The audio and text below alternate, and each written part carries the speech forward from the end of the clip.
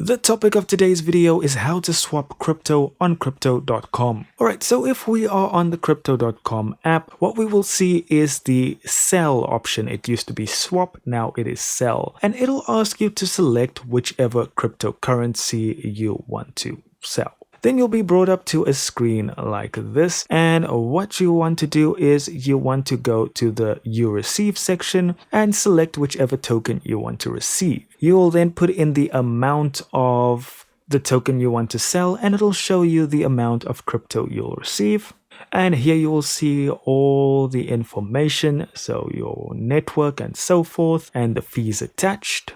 And once you're happy with all that information, you can hit swap. Then you'll be brought to the review screen over here, and you'll just need to hit confirm. Now, it could take a few seconds for this to complete, but once it's done, you will have successfully swapped your crypto. Thank you so much for watching. Do consider liking and subscribing. Do remember that this is in no way any type of financial advice. Any loss of crypto will fall squarely on your hands. Guys, I'll see you in the next video. Have an amazing one.